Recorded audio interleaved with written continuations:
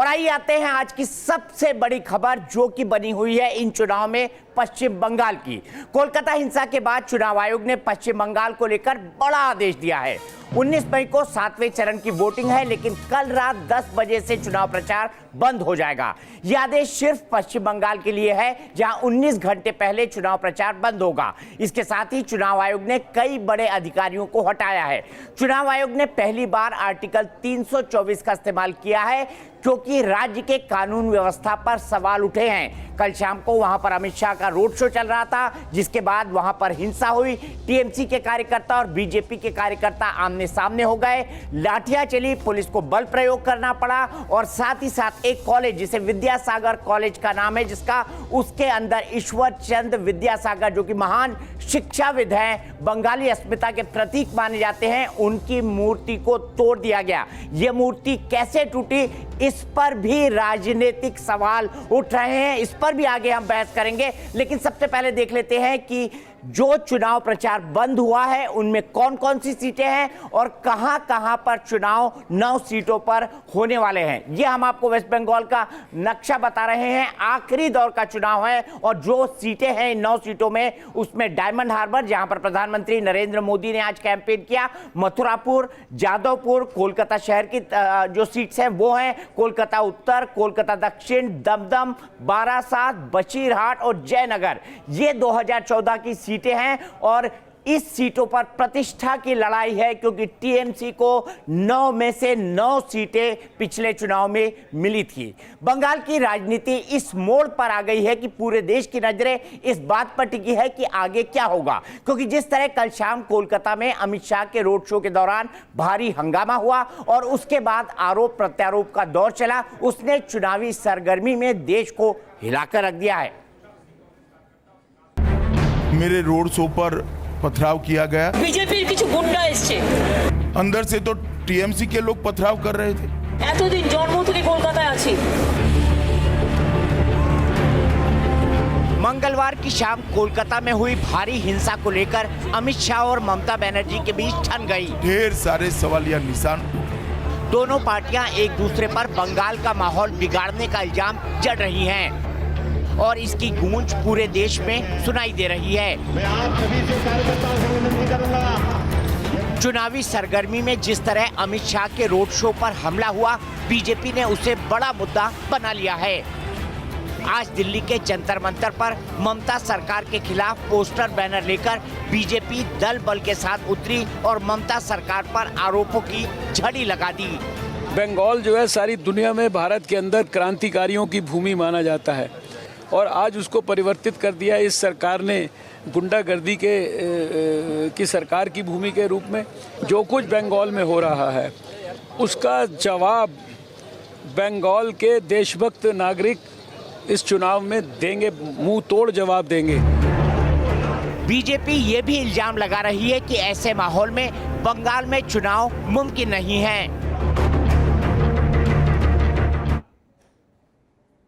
BJP अध्यक्ष अमित शाह ने कहा कि अगर सीआरपीएफ नहीं होती तो कोलकाता से उनका बचकर निकलना मुश्किल होता। उन्होंने आरोप लगाया कि ममता राज में बंगाल खतरे में है।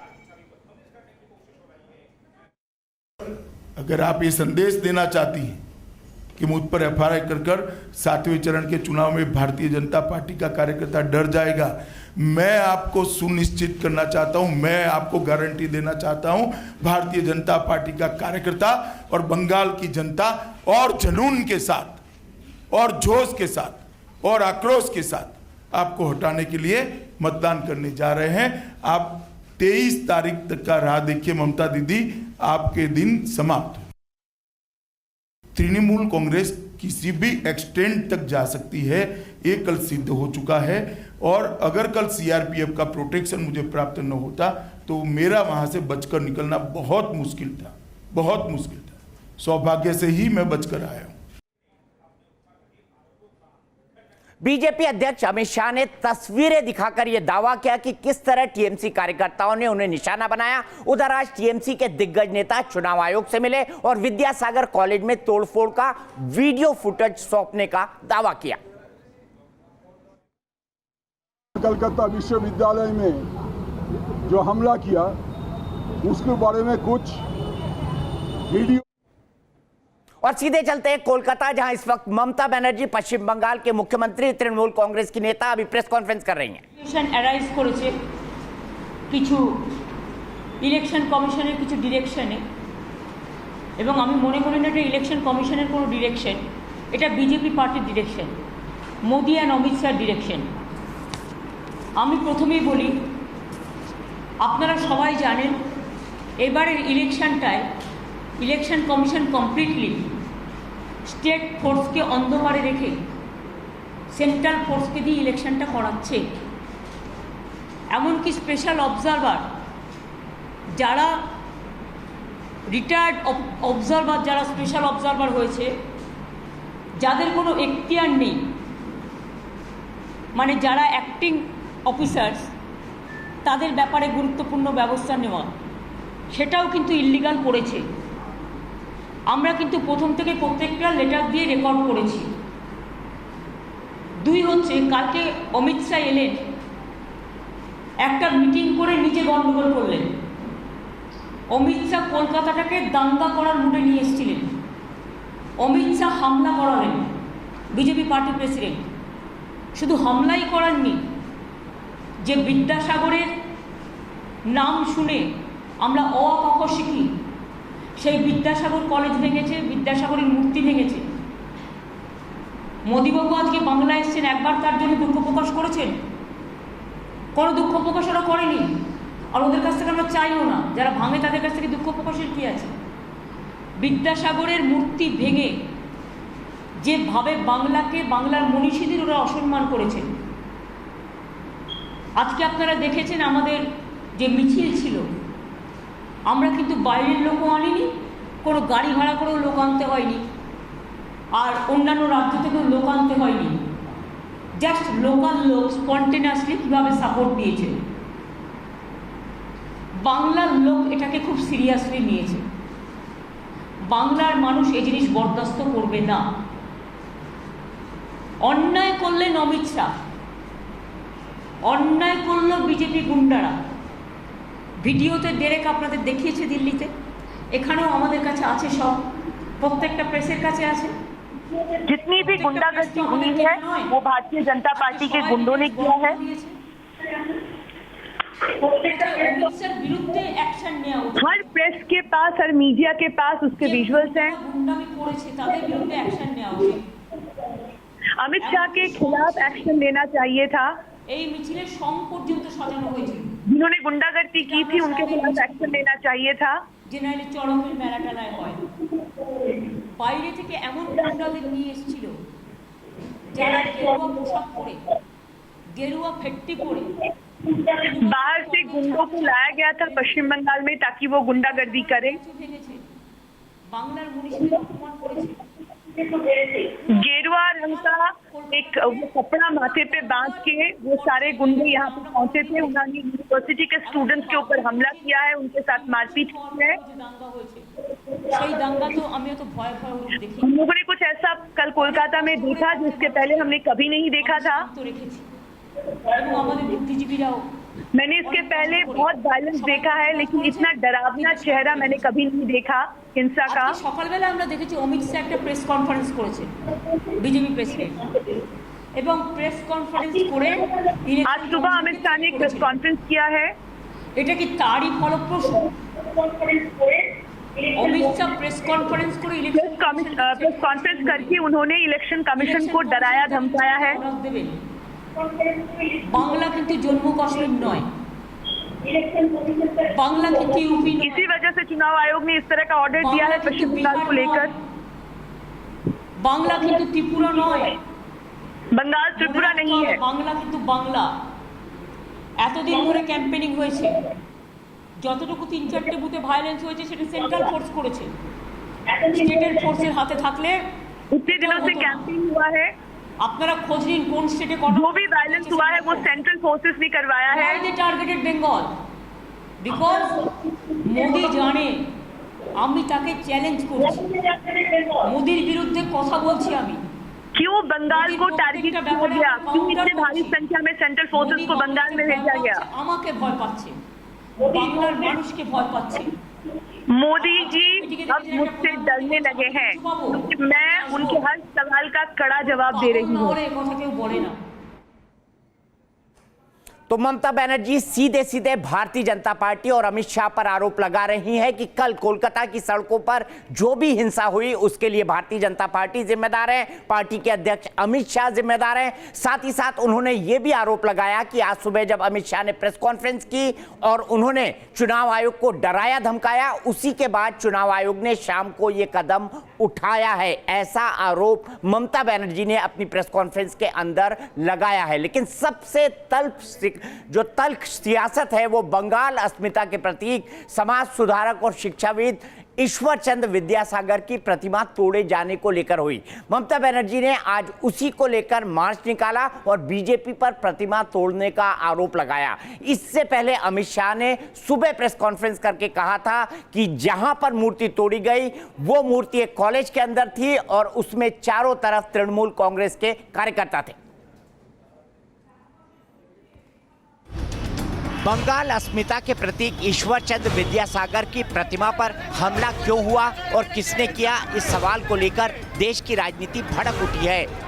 बीजेपी और तृणमूल कांग्रेस के नेता एक दूसरे के कार्यकर्ताओं पर विद्यासागर की प्रतिमा पर हमले का आरोप जड़ रहे हैं। बीजेपी ने 3 तस्वीरें जारी कर प्रतिमा पर हमले का ठीकरा ममता की पार्टी पर फोड़ा है।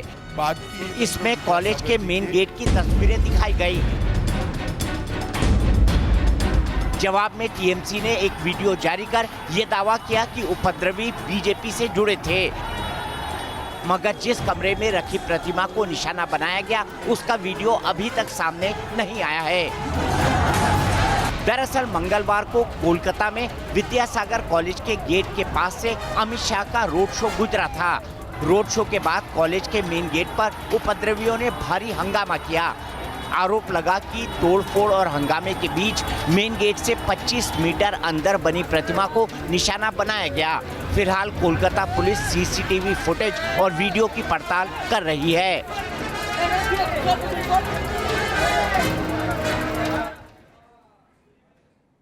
तो ममता बनर्जी ने आज सोशल मीडिया पर अपनी डीपी बदल दी और उस पर ईश्वर चंद्र विद्यासागर की तस्वीर लगाई है। सवाल यह है कि ईश्वर चंद्र विद्यासागर को कैसे तृणमूल कांग्रेस बंगाली अस्मिता का प्रतीक बना रही है। आइए सबसे पहले जान लेते हैं कि आखिरकार ईश्वर चंद्र विद्यासागर कौन है, उनकी शख्सियत क्या है और उनका समाज सुधार में क्या योगदान रहा है। बहुत बड़ा कद है ईश्वर चंद्र विद्यासागर का। भारतीय इतिहास में भारत निर्माण में विद्यासागर का अहम योगदान है। बंगाल अस्मिता के प्रतीकों में से एक है। महान शिक्षाविद हैं, प्रसिद्ध समाज सुधारक और शिक्षा शास्त्री हैं ईश्वर चंद्र विद्यासागर। उन्होंने आजादी के आंदोलन में बेहद अहम योगदान दिया था।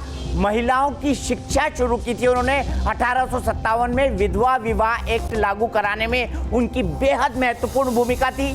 साथ ही साथ बेटियों की शिक्षा के लिए उन्होंने एक बहुत बड़ी मुहिम चलाई थी, जैसा मैंने पहले कहा था, और देश में महिला विद्यालयों के गठन में उनकी सबसे बड़ी भूमिका थी। 19वीं सदी में सामाजिक न्याय के लिए खास तौर पे पुरुष और महिला के बीच में बराबरी के लिए उन्होंने बहुत बड़ा काम किया। बहुपत्नी प्रथा, बाल विवाह के खिलाफ उन्होंने आवाज उठाई। इसी पर बात करने के लिए हमारे साथ 2 खास मेहमान जुड़ रहे हैं कि आखिर बंगाल आज सुलग क्यों रहा है।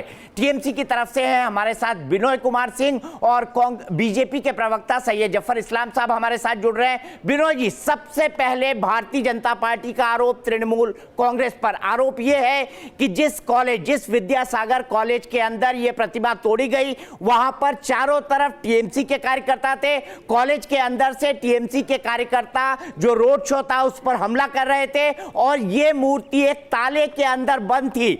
2 कमरों को खोलकर किसने इस मूर्ति को तोड़ा है, यह सवाल अमित शाह ने उठाया है।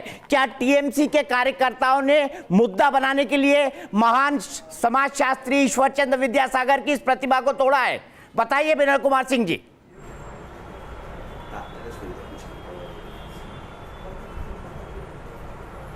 विनोद जी, मेरी आवाज आ रही है आप तक? सवाल आपका सही है, मगर इस चीज को लेकर ही बंगाल की जनता चिंतित है।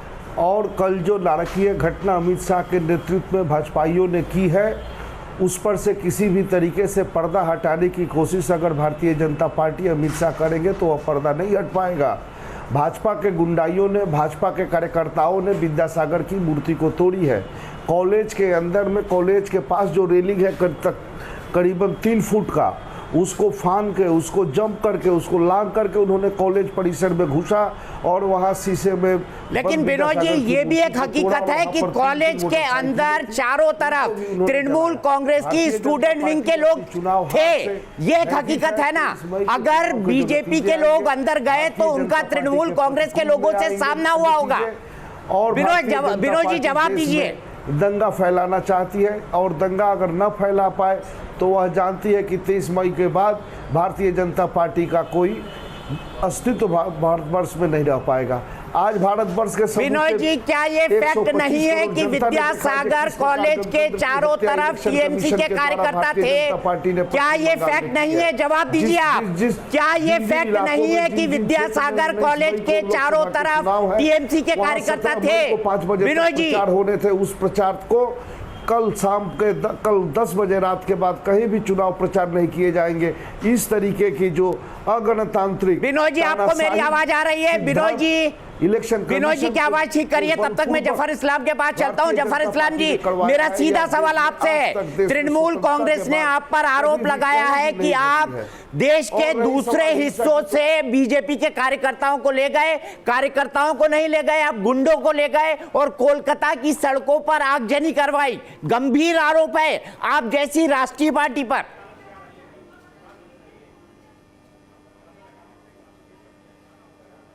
दीपक जी, देखिए, देश के हर कोने कोने में इलेक्शन हो रहा है। ये जनरल इलेक्शन है। कोई ऐसी जगह नहीं, कोई ऐसा स्टेट नहीं जहां इलेक्शन नहीं हो रहा है। आप बताइए, क्या वायलेंस हर जगह हो रहा है? सिवाय बंगाल को छोड़ के कहीं वायलेंस नहीं हो रहा है। और इसकी वजह है कि बंगाल में जितने एंटी सोशल एलिमेंट्स है वो पॉलिटिकल पार्टी के पैट्रोनेज में है, वो सरकार के पैट्रोनेज में। जफर इस्लाम जी, ऐसे ही कुछ पॉलिटिकल एलिमेंट अब आपके साथ भी हैं।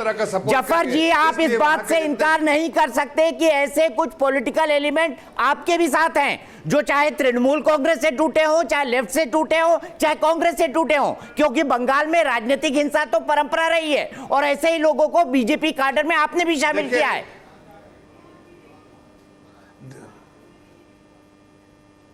देखिए दीपक जी, जिस पॉलिटिकल पार्टी का जिस तरह का बर्ताव होना चाहिए, हमारे एक डिसिप्लिन पॉलिटिकल पार्टी है। हमने कभी कहीं इस तरह की हरकत नहीं की है, हमने कभी वायलेंस को हथियार नहीं बनाया है। पॉलिटिक्स ऑफ वायलेंस के हम खिलाफ हैं और हर जगह, चाहे केरल में होता था वहां भी हमने इसकी लड़ाई लड़ी, और अब बंगाल में पॉलिटिक्स ऑफ वायलेंस जो ममता बनर्जी। लेकिन खास बात यह है कि हमने कभी दंगा नहीं किया, हमने कभी दंगा को से हटने की कोशिश की। और सबसे इंपॉर्टेंट बात है कि दंगा कौन करता है? जो पार्टी हारती है, जिसको हार का अंदेशा। ये कोई प्रमाण नहीं होता, सही है जफर इस्लाम जी, ये कोई प्रमाण नहीं होता कि हारने वाली पार्टी ही दंगा करती है। कई बार जीतने के लिए भी दंगे करवाए जाते हैं। ये एक पॉलिटिकल फैक्ट है और इसको देश के सब लोग जानते हैं।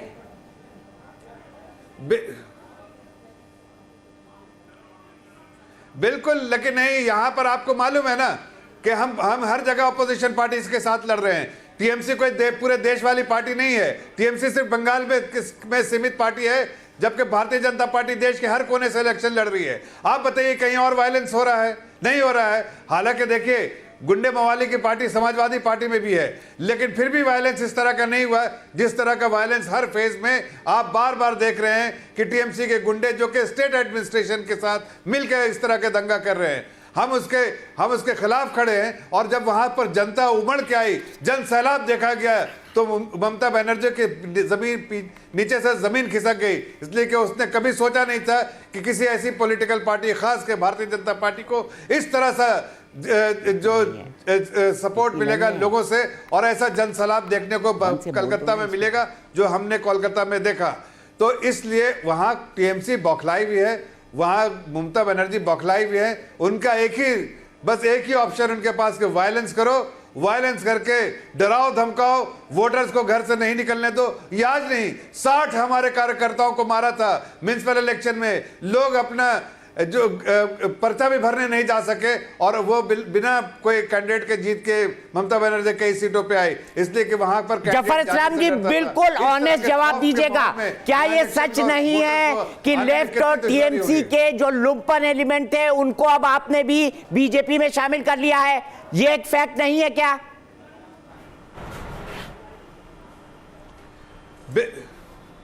बिल्कुल नहीं, एंटी सोशल एलिमेंट्स को हम पार्टी में शामिल नहीं करते हैं।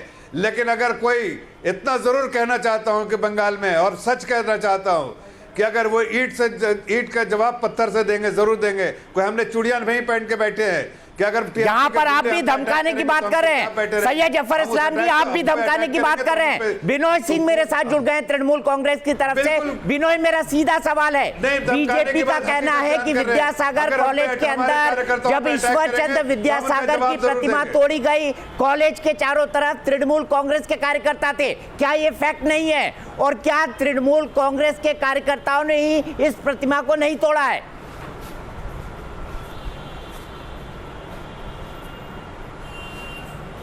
यह सरासर गलत है। कॉलेज के परिसर के, कॉलेज के प्रांगण के पास तृणमूल के कार्यकर्ता की संख्या बहुत ही कम थी और तृणमूल के कार्यकर्ता वहां प्रायः नगण्य स्थिति में थे।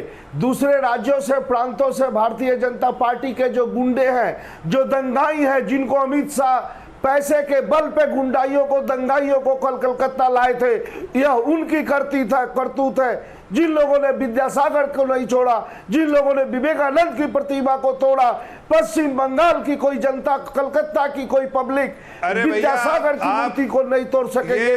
विवेकानंद की प्रतिमा को कभी नहीं तोड़ेंगे, चाहे वह कोई भी हो। कल जिसने यह घिनौना खेल खेला है वो पश्चिम बंगाल के बाहर से, दूसरे राज्य से। जफर इस्लाम जी, मेरा सीधा सवाल, आप लोग वहां बड़ी संख्या में थे, तृणमूल कांग्रेस के कार्यकर्ता कम थे। अगर हिंसा हुई तो उसके पीछे क्या भारतीय जनता पार्टी की भीड़ थी? जो भारतीय जनता पार्टी के कार्यकर्ता थे उनका हाथ नहीं था? जफर इस्लाम जी, सीधा सवाल। पार्टी ने किस तरीके से, बिनोय जी रुक जाइए, बिनोय जी रुक जाइए। किया है जफर जी, सीधा सवाल जवाब दीजिए। दीपक जी, भाजपा से इससे ज्यादा और क्या दीपक जी, भारत की जनता रखेगी इस चुनाव? दीपक जी जवाब दीजिए, आप छोड़ दीजिए बिनोय को। कई बार, कई प्रदेश में, एक नहीं कई प्रदेश में हमने कई प्रदेश में हमने इस तरह के रोड शो किए हैं। हर जगह से जन सैलाब इसी तरह से उमड़ के आता है। प्रदेश के हर, आप देखिए कितने स्टेट्स में किए हमने इस तरह के रोड शोज, और रोड शो में लोगों का सपोर्ट आता है। आपको पिछले दिनों देखिए वाराणसी में प्रधानमंत्री का रोड शो हुआ था, जब उनका नॉमिनेशन फाइल होने वक्त आपने देखा कि उस वक्त जिस तरह से 10 लाख जनता आके वहां पर उमड़ के आ गई थी, लेकिन फिर भी कोई ऐसा हादसा हुआ नहीं हुआ। चूंकि यहां पर टीएमसी का बैकग्राउंड ऐसा है, इतिहास ऐसा है कि वो सब एंटी सोशल एलिमेंट्स के उन्होंने अटैक किया। हमारे राष्ट्रीय अध्यक्ष जी ने क्या कहा, अगर सीआरपीएफ नहीं होती तो उनके जान को भी खतरा हो सकता था। सोचिए। चले ठीक है, ये सब बातें हमने सुबह से सुनी हैं, लेकिन पश्चिम बंगाल की जो राजनीति है अब उसमें ममता बनर्जी नया एंगल लाने की कोशिश कर रही हैं। बंगाल में बीजेपी हिंदुत्व के मुद्दे पर ममता सरकार की घेरेबंदी कर रही थी, तो जवाब में अब ममता बनर्जी बंगाली अस्मिता को हथियार बनाकर 9 सीटों का चुनाव लड़ना चाहती हैं।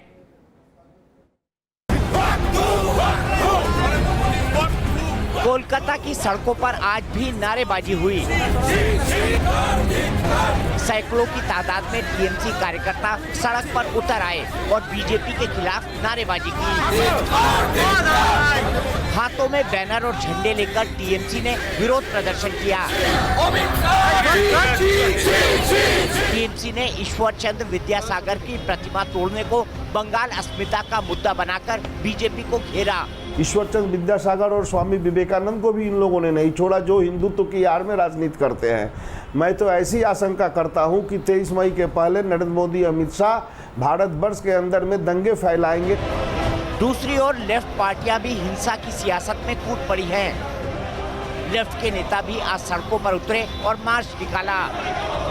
लेफ्ट ने ममता सरकार और बीजेपी दोनों पर हमला बोला, दोनों पार्टियों पर हिंसा को बढ़ावा देने का आरोप लगाया।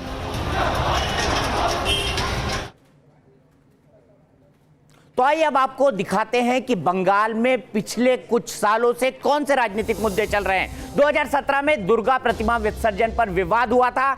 मुहर्रम जुलूस के चलते विसर्जन पर 24 घंटे की रोक लगाई थी और यहां पर ममता बनर्जी पर आरोप लगा कि वो मुस्लिम तुष्टीकरण कर रही हैं। बीजेपी ने ममता सरकार पर तुष्टीकरण का आरोप लगाया था, जो बात कही हमने, और 2018 में ममता सरकार ने डैमेज कंट्रोल करके दुर्गा समितियों को आर्थिक मदद देने का आदेश दिया था ताकि हिंदू भी खुश हो जाए, मुसलमान भी खुश हो जाए। और भारतीय जनता पार्टी ने यहीं से इसका मुद्दा बनाना शुरू किया और हिंदुत्व का बड़ा मुद्दा बनाया। पश्चिम बंगाल की आबादी अगर हम आपको बताएं तो हिंदू 71% के आसपास है, 70.5% है और मुस्लिम लगभग 27% के आसपास है। और ये जो मुसलमान वोट बैंक है ये पूरी तरह से तृणमूल कांग्रेस के पक्ष में जाता है। इसीलिए ममता बनर्जी कई बार ऐसे कदम उठाती है जिस पर उनकी आलोचना होती है। एससी का वोट बैंक 23.5% है, एसटी का वोट बैंक 5% है, हिंदू ओबीसी 17.5% है, मुस्लिम ओबीसी 21.5% है, ब्राह्मण 2.8% है और कायस्थ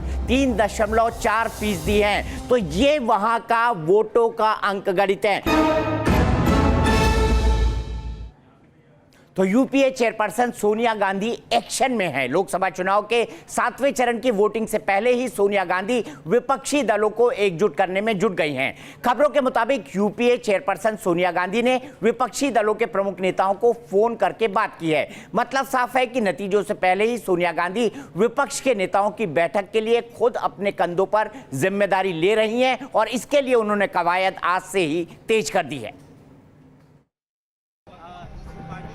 लोकसभा चुनाव के नतीजे 23 मई को आएंगे।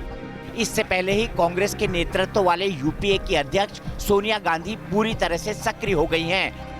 दावा किया जा रहा है कि सोनिया गांधी ने फोन कर कुछ विपक्षी नेताओं से ये जानकारी ली कि वो 21 और 22 मई को क्या दिल्ली में रहेंगे।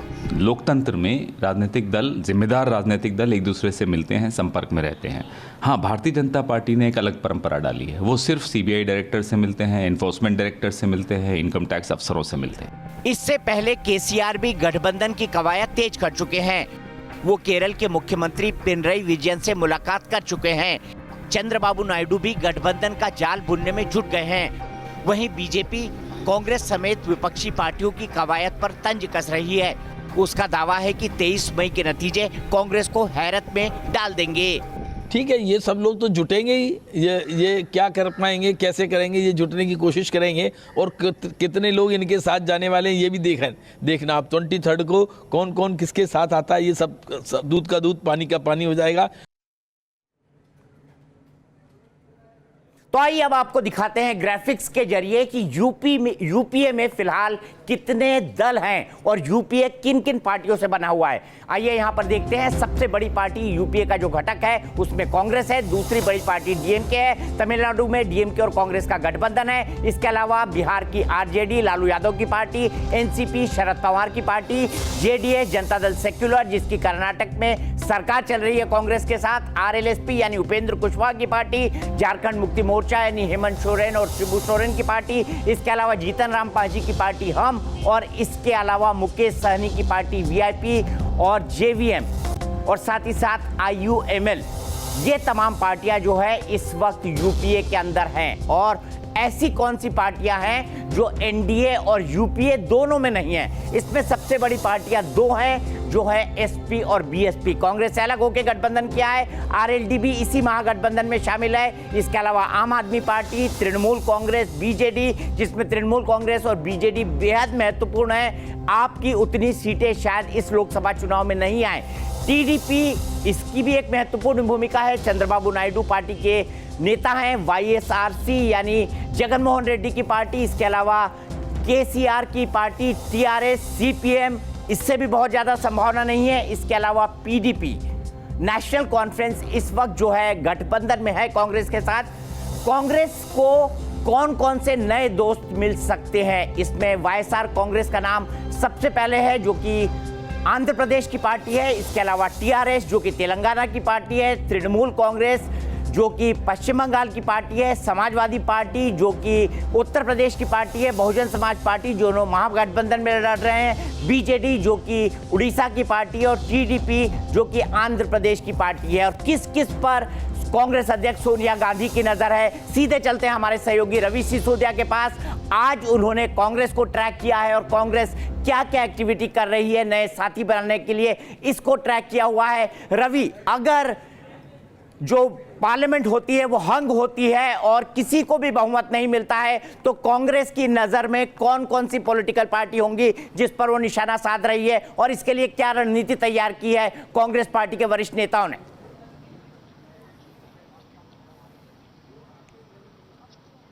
बिल्कुल देखिए दीपक जी, जब 2004 में ऐसे हालात हुए थे उस दौरान भी सोनिया गांधी ने कमान संभाली थी कांग्रेस की, और सोनिया गांधी पर्दे के पीछे से उस समय के जो विपक्षी दल थे उन सबसे बातचीत कर रही थी।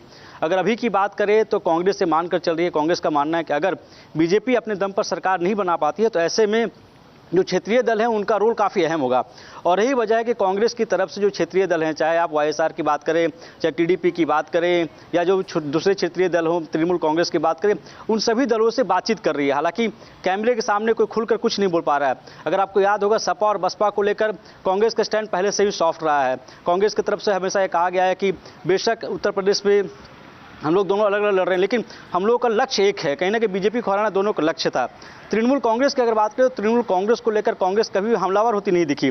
जिस तरह पिछले दिनों हिंसा हुई उस दौरान कांग्रेस की तरफ से कभी भी तृणमूल कांग्रेस को कोई भी आक्रामक बयान नहीं आया। तो ये जरूर कहा जा रहा है कि जो बड़ी पार्टियां, जो क्षेत्रीय पार्टियां हैं, उनको कांग्रेस से समझाने की कोशिश कर रही है कि उनका मकसद भी एक है।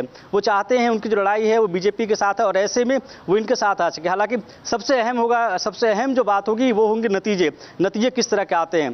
कांग्रेस का ये आकलन है कि बीजेपी अपने दम पर सरकार नहीं बना पाएगी, तो ऐसे में जो क्षेत्रीय दल है उनका रोल काफी अहम होगा। आखिरी सवाल रवि, सबसे बड़ी बात कि 21 तारीख को कांग्रेस एक बैठक बुलाने का प्लान कर रही है। कई सारे नेताओं को बुलाया जा रहा है। कौन कौन टारगेट पे है, किन किन को चाहती हैं? क्योंकि एसपी बीएसपी तो जहां तक हमारी जानकारी है वो नहीं आने वाली है इस बैठक में।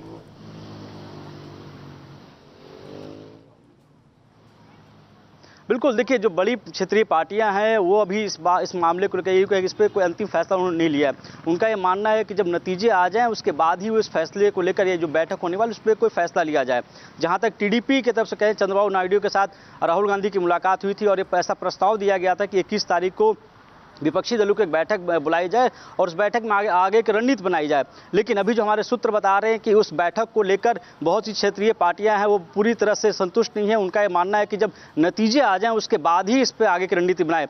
वहीं कांग्रेस जो क्षेत्रीय दल हैं, जो बड़े क्षेत्रीय दल हैं, उनसे लगातार संपर्क में है। उन्होंने सोनिया गांधी ने फ़ोन करके उन सबसे पूछा है कि आप 21, 22 और 23 तारीख को कहाँ पर हैं, आपका कोई दिल्ली का कार्यक्रम है, अगर आप दिल्ली के कार्यक्रम में है, दिल्ली में अगर आ रहे हैं तो मुलाकात हो। तो कहने कि बैक चैनल ये जरूर कह सकते हैं कि रणनीति जरूर बनाई जा रही है। रणनीति बनाई जा रही है। रवि, नजर बनाए रखिए, हम पल पल की अपडेट अब की बार किसकी सरकार में देते रहेंगे। लोकसभा चुनाव के 6 फेज का चुनाव हो चुका है और अब फाइनल राउंड की वोटिंग होनी है। सीटों को लेकर कयासबाजी शुरू हो गई है। कौन पार्टी कितनी सीटें लेगी, इसको लेकर तरह तरह के दावे किए जा रहे हैं। इस बीच खबरें हैं कि बीजेपी के अंदरूनी आकलन के मुताबिक भारतीय जनता पार्टी कंफर्टेबल स्थिति में है। इसको लेकर प्रधानमंत्री और अमित शाह ने क्या दावे किए हैं, सबसे पहले वो देख लेते हैं। मैं बंगाल देखकर आया हूं, पूरे देश में घुमा हूं। मैं पूर्णतः आश्वस्त हूं। 5वें और 6ठे चरण के अंदर भाजपा का अकेले का पूर्ण बहुमत का आंकड़ा हम पार कर चुके हैं और 7वें चरण के बाद अकेली भारतीय जनता पार्टी 300 सीटों का आंकड़ा पार करने जा रही है। 300 सीटों से ज्यादा सीटें प्राप्त कर नरेंद्र मोदी जी के नेतृत्व में हम एनडीए की सरकार बना रहे हैं। फिर एक बार अब हमें सिर्फ ये सुनिश्चित करना है कि ये जीत भव्य और दिव्य हो। इसके लिए आखिरी चरण में भारी संख्या में आपको बूथ तक पहुंचना है। अब बात देश की सबसे वीआईपी लोकसभा सीट वाराणसी की। काशी में प्रियंका गांधी का रोड शो करीब 3 घंटे से जारी है। करीब 7 किलोमीटर लंबा यह रोड शो काल भैरव मंदिर जाकर खत्म होगा। रोड शो में भारी तादाद में लोग उमड़े हैं। वाराणसी में कांग्रेस ने पीएम मोदी के खिलाफ अजय राय को मैदान में उतारा है। कांग्रेस की कोशिश है कि प्रियंका के रोड शो के जरिए आखिरी चरण में मतदान से पहले चुनावी लड़ाई को ताकत दी जा सके।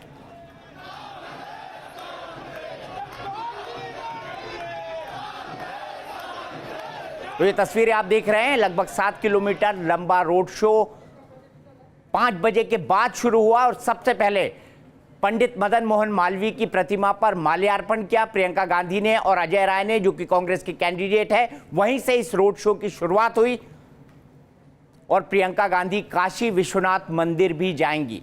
ये 2 तस्वीरें आप देख सकते हैं। प्रधानमंत्री नरेंद्र मोदी ने भी अपना जो मेगा रोड शो किया था वो भी पंडित मदन मोहन मालवीय की प्रतिमा के माल्यार्पण के साथ किया था और प्रियंका ने भी अपनी शुरुआत यहीं से की।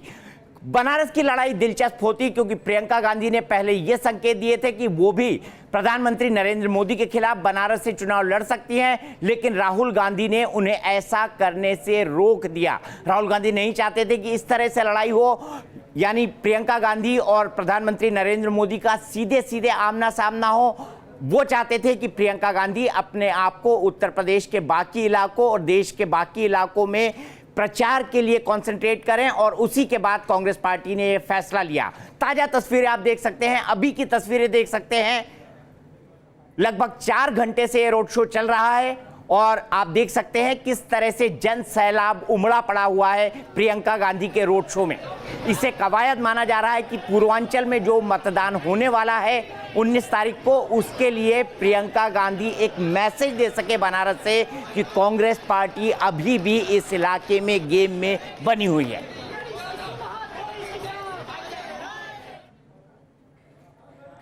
और अब बात करते हैं पंजाब की। गुरदासपुर की सीट से बीजेपी ने सनी देओल को उतारा है। सनी देओल का मुकाबला कांग्रेस के सुनील जाखड़ से है। गुरदासपुर में सनी देओल को बाहरी उम्मीदवार बताया जा रहा है और कहा जा रहा है कि सनी देओल जीतने के बाद मुंबई वापस चले जाएंगे। वहीं सनी देओल ने विरोधियों पर निशाना साधते हुए कहा है कि उनका मकसद जनता की सेवा करना है।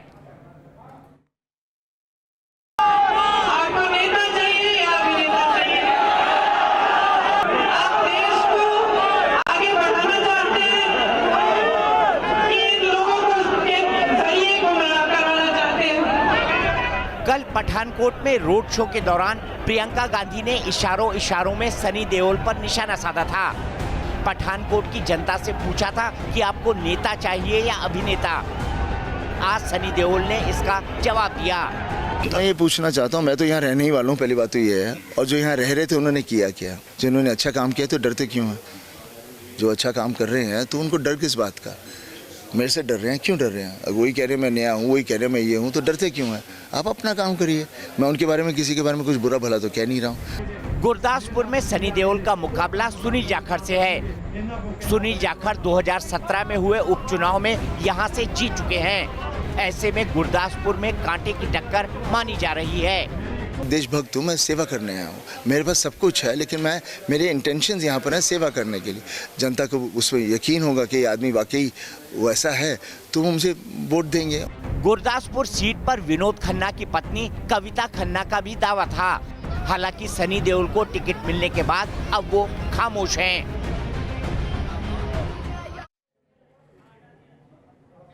और आइए अब आपको गुरदासपुर के गदर के बारे में बताते हैं। 2014 में बीजेपी के विनोद खन्ना, जो भी सुपरस्टार थे, उनको जीत हासिल हुई थी। आइए बताते हैं आपको कि क्या है गुरदासपुर का गणित। 2014 में बीजेपी के विनोद खन्ना जीते थे।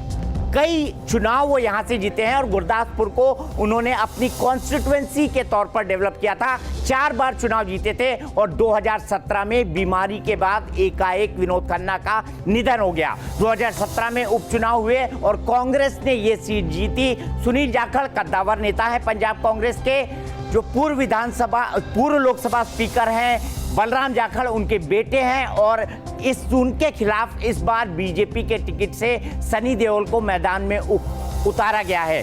जो सुनील जाखड़ हैं वो जमीनी नेता हैं, जमीन से जुड़े हुए हैं, पंजाब में लंबे समय से राजनीति कर रहे हैं और पंजाब के सभी कार्यकर्ताओं को जानते हैं। चूंकि ये सीट भारतीय जनता पार्टी के लिए प्रतिष्ठा की सीट है, इसीलिए सनी देओल को लाकर चुनावी मैदान में उतारा गया है, क्योंकि उनको पता है कि सुनील जाखड़ से मुकाबला आसान नहीं है। कांटे की टक्कर अब सनी देओल और सुनील जाखड़ के बीच हो रही है। अब आइए बताते हैं कि गुरदासपुर का जातीय समीकरण क्या है। हिंदू यहाँ पर 35% है, जाट सिख 21% है, जो एससी हैं वो 33% हैं और अन्य जो हैं वो 11% हैं। तो ये जातीय समीकरण है गुरदासपुर का। और गुरदासपुर के इस जातीय समीकरण के बीच सुनील जाखड़ और सनी देओल के बीच कांटे की टक्कर है। पंजाब के रण में उतरे कांग्रेस अध्यक्ष राहुल गांधी का आज अलग अंदाज दिखा। क्या अंदाज है आप तस्वीरों में देखिए, आप भी इस तस्वीर को पसंद करेंगे। लुधियाना में राहुल गांधी ने ट्रैक्टर की सवारी की। तस्वीर में राहुल गांधी ट्रैक्टर की ड्राइविंग सीट पर बैठे दिख रहे हैं। उनके साथ पंजाब के सीएम कैप्टन अमरिंदर सिंह भी ट्रैक्टर पर सवार हैं। गांव की सड़कों से गुजरते हुए राहुल गांधी खेतों में पहुंचे और ट्रैक्टर चलाया। ट्रैक्टर की सवारी के बाद राहुल गांधी ने रैली को भी संबोधित किया। पंजाब की सभी 13 सीटों पर आखिरी चरण में वोटिंग है। राहुल गांधी यहां किसानों के मुद्दे पर जीत की उम्मीद में हैं और ये उन राज्यों में से एक है जहां पर कांग्रेस की सरकार है और कैप्टन अमरिंदर सिंह को उम्मीद है कि इस बार उनकी सरकार पंजाब में अच्छा प्रदर्शन करेगी और कांग्रेस के खाते में अच्छी खासी सीटें पंजाब से आएंगी। और राहुल गांधी इस वक्त ट्रैक्टर की सवारी करते हुए आपको दिखाई दे रहे हैं लुधियाना में।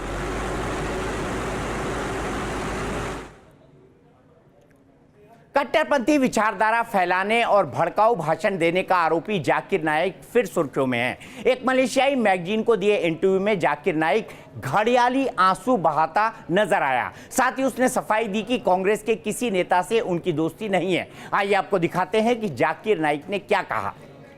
जाकिर नाइक ने कहा, पिछले 2.5 साल में मेरे साथ जो हुआ वो एक राजनीतिक खेल था। मैं किसी भी राजनेता को नहीं जानता और न ही कांग्रेस से मेरा कोई संपर्क है। ये सच है कि मैं भारत और विदेश में कई मंत्रियों से मिला था।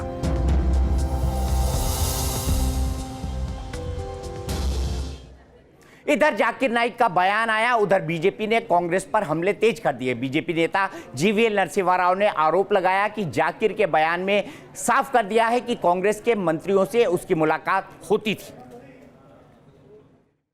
जाकिर नाइक के इस बयान से बिल्कुल स्पष्ट हो जाता है कि कांग्रेस और जाकिर नाइक के बीच में बहुत अच्छी दोस्ती है और जिस प्रकार कांग्रेस पार्टी सत्ता में रहते हुए जाकिर नाइक का समर्थन किया था, जिस प्रकार दिग्विजय सिंह उनके साथ जाकिर नाइक के साथ प्लेटफॉर्म शेयर किए थे। आइए आपको दिखाते हैं कि जाकिर नाइक पर क्या क्या आरोप हैं। उन पर आरोप है कि 2016 में मलेशिया की शरण में गया ढाका ब्लास्ट के बाद एनआईए ने केस दर्ज किया था। ये उन पर आरोप है। भड़काऊ भाषण देने और कट्टरपंथी विचारधारा को फैलाने का आरोप जाकिर नाइक पर लगा है। मनी लॉन्ड्रिंग के तहत भी उन पर आरोप है। इसके अलावा देश विरोधी गतिविधियों के चलते जाकिर का संगठन बैन कर दिया गया है। और ये पूरा विवाद उस वक्त हुआ था जब ढाका के अंदर आतंकवादी हमला हुआ था। ऐसा क्या झगड़ा है आपका? अरे दिखी राजा, इतना क्यों डर गए? और आप तो जाकिर नाइक से भी नहीं डरते हो। फिर आपको अपने ही क्षेत्र के लोगों से डर क्यों लगा? ये कांग्रेस के महामिलावटी लोगों, देश का फर्स्ट टाइम वोटर हिंदुस्तान के सब नेताओं को बड़ी बारीकी से देख रहा है। उसके मोबाइल फोन पर सारी दुनिया की खबरों को वो तलाशता है। वो युवा साथी जो देश के विकास के लिए वोट डालने निकल पड़ रहा है, जो 21वीं सदी में भारत की भूमिका तय करने के लिए वोट डालने निकल रहा है, उसे आप यही सिखा रहे हैं कि मतदान करना जरूरी नहीं है। अरे आपने बहुत बड़ा पाप किया है दिगी राजा। और अब बात बिहार की। बिहार में लालू यादव के नीतीश के नाम खुले खत से सियासी घमासान मच गया है। लालू यादव ने खत में लिखा है कि जेडीयू का चुनाव चिन्ह मारकाट और हिंसा का पर्याय है। लालू ने कहा है कि तीर का जमाना लग गया है, ये म्यूजियम में दिखेगा, लालटेन तो जलता रहेगा। लालू के इस खत को जेडीयू ने हार की तिलमिलाहट बताया है, तो तेजस्वी यादव ने नीतीश से इस मामले में जवाब मांगा है। सवाल पूछा गया है नीतीश कुमार से। नीतीश कुमार जी कैमरे के सामने आए और कैमरे के सामने जवाब देने का काम करें, और जब सही जगह तीर जब चुभी है उनको, तो दर्द जो है वो निकल रहा है, उसमें कौन सी बड़ी बात है। आखिरी दौर के मतदान से पहले बाबा केदारनाथ के दर पर पीएम मोदी हाजिरी लगाएंगे। 18 और 19 मई को पीएम मोदी का केदार धाम दौरा हो सकता है। सूत्रों के हवाले से खबर है कि पीएम मोदी 18 मई की रात केदार मंदिर के पास बने गुफा में रुक सकते हैं। इस मौके पर पीएम बाबा केदारनाथ के दर्शन करके पुनर्निर्माण कार्यों का निरीक्षण करेंगे।